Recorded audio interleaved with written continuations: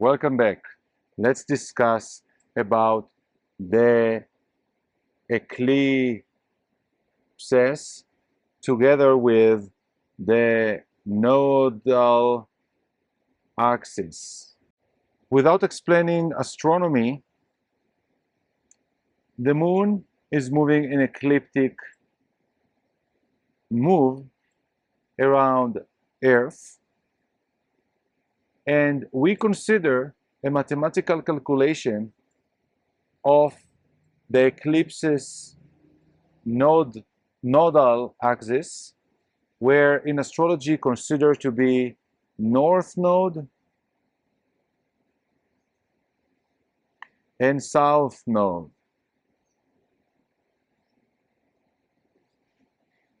The Chinese will call it like the head of the dragon and the tail. In Vedic astrology, the north node is called Rahu, and Ketu, the south node, which is the tail. The north node is where the consciousness is looking forward and what is the evolutionary direction human consciousness should be focused now. And the south node is speaking on where we are needing to let go, release, and from what attitude we came to this place and what should go. Usually when we are acting through the south node,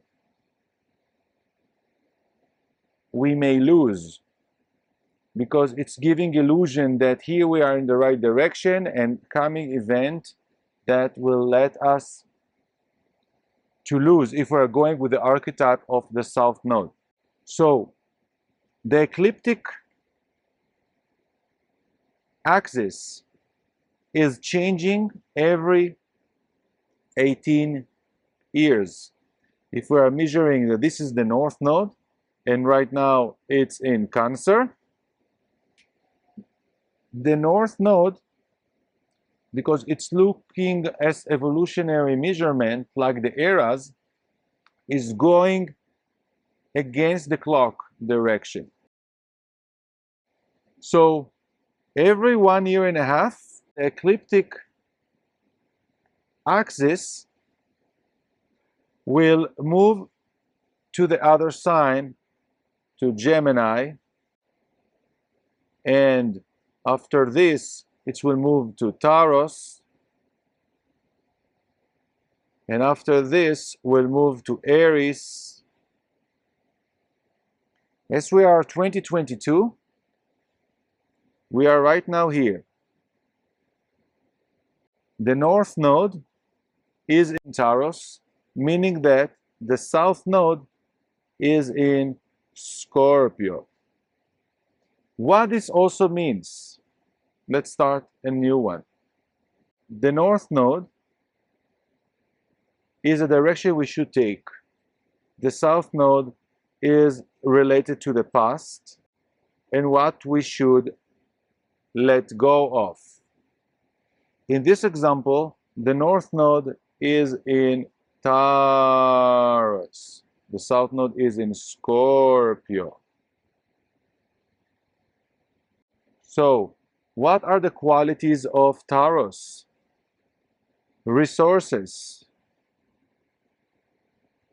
build, security.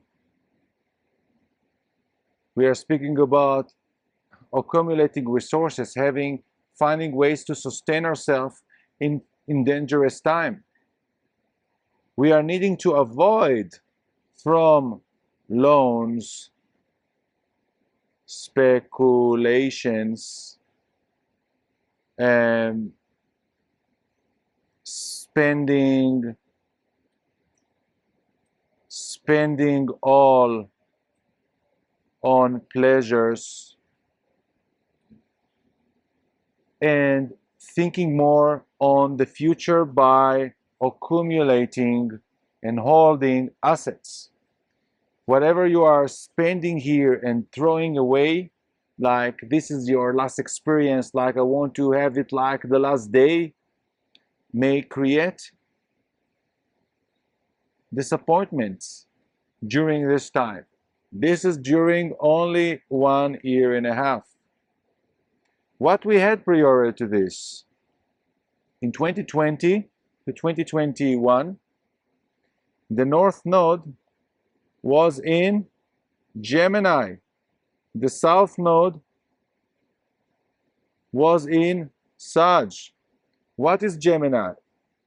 Questions, facts, communication, media, trade.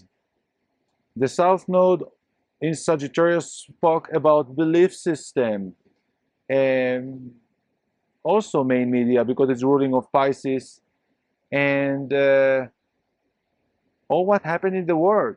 The world divided to two: people that took the vax, didn't, who believed to the main media. And it's always about belief. You believe in the media, or you believe in science, or you believe in self-immunity, and all this that created split in society. But the direction was to find new way to be like a little rat moving between the adjustment, and to find best trades, as we saw crypto pretty much enjoyed during this time, and to find what has better value to trade, and to find facts through asking and doubting what's the wisdom that comes from the main media. And we saw all the censor in the media and not free speech, and Trump was removed and blocked his mouth. This was the North Node in Gemini.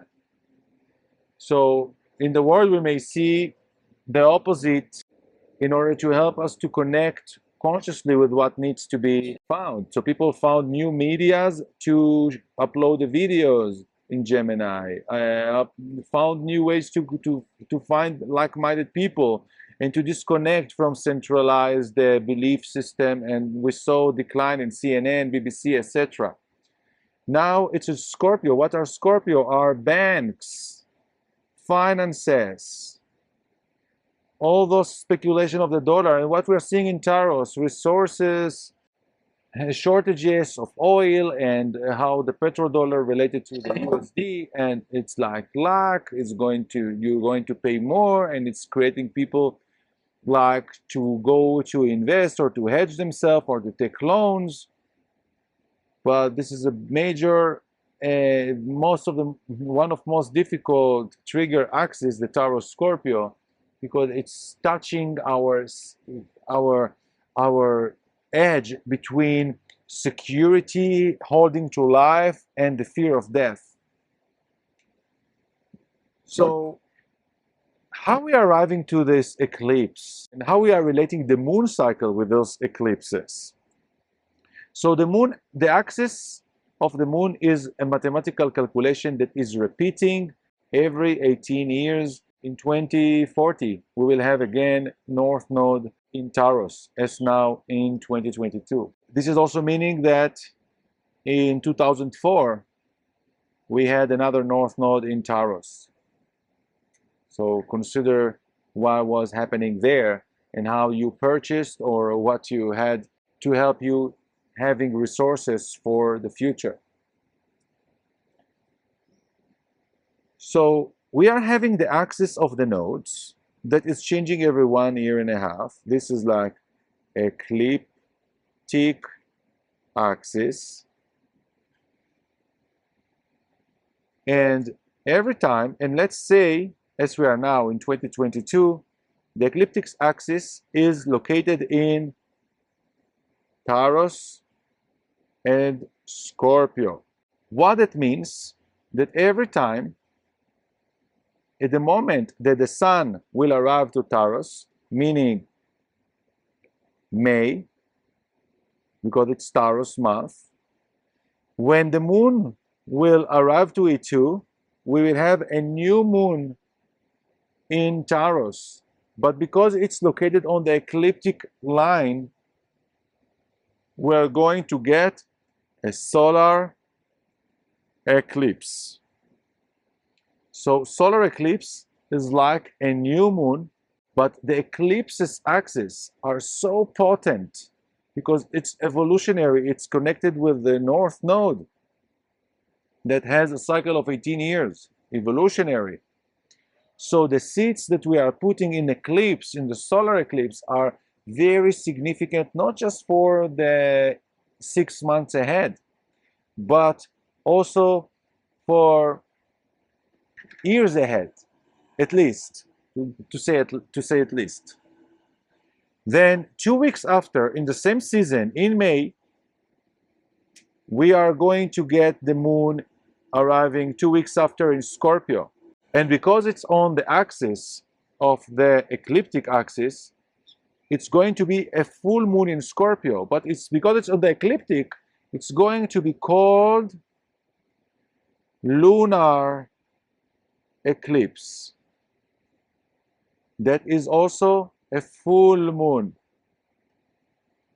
And of course, the moon will be beautiful, covered by a specific area in the world. It is not going to be visible from everywhere. And the events of the full moon always have to see with culmination and ending. Because what happened after the full moon? The moon is starting to wane, waning process, waning moon. So what we are needing to complete around this Scorpio. So